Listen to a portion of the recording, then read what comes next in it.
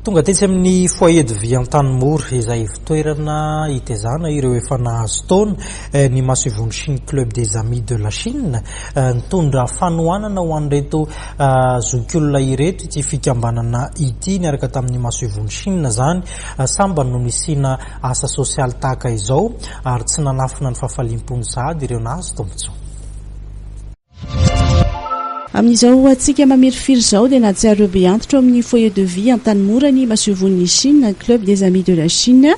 nanome fampitaovana toy ny couette 70 isa, vary 70 lasaka ary menaka 70 tavoahangy izay mitotala eo amin'ny 4 faingoana tapitrisa ariary eo ny Masevony Chine. Ny folakandro teo no nalorana ny fanomezana izay natrehany ministra ny mponina na Armami Irma, ny député ny Boriboritany Faroura Kotomangalanto ary ny Masevony Chine miasa eto amintsika Yang Xianrang. C'est avec un sentiment de solidarité que je participe à cette cérémonie de remise de dons offerte par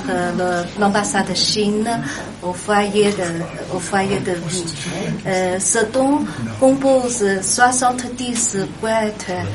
70 sacs de riz et 70 bouteilles d'huile. J'espère que tous ces matériels pourraient être utiles pour vous, pour passer cette saison sèche, un peu froid de cette année. Samba nitsinonisi ny fanohanana avy amin'ny Masevony Chine ho an'ny zokiolona eny amin'ny foyer de vie ity fitoerana ity izay mandray ireo zokiolona tsy manana pia mihoatra ny 80 taona nanomboka ny taona 990. Ny fitambarana zany fitambarana zay 420 dia lasy vavy ny condition fandraisana ny olona ato dia no heverina hoe 80 taona no atomboko raisina dia olona tsy manana fianakaviana, tsy manana piay, tsy manana trano elofana ary dia tena tsisy antenaina amin'ny fiafaran'ny fiainany. Zay zany ny tomboan'ity fikambanana ity dia niraisina ry zareo dia ato izy zany karakaraina, tsabona, mena trano ipetrahana aloha itoerana samy manana ny farafaranakay ho azy dia tsabona izy raha marary satria misy dokotera maromaro ato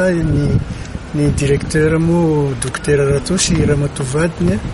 tsabona izy dia omena akanjo izy tafiana dia omena sakafo izy mazava loatra ary rahatrizay tonga ny fotoana andozana n'ity tany ity dia na alain'ny fianakaviana izy izay manana fianakaviana tiaka na zay no mikarakara ny fandevenana azy. Ireo zokiolona eto amin'ny foyer de vie Antanimora sy Ambomanambola no azo tombotsoa amin'ny fanomezana avy amin'ny Masevony Chine. Dia izay ny vaovaontsika tokolasy tompoko vavy mankasitraka anao nanaraka ny fampalalam-baovatra amin'ny farany ho amin'ny rapitso indray mihoneto ary dia ho amin'izay indray ary mankasitraka tompoko.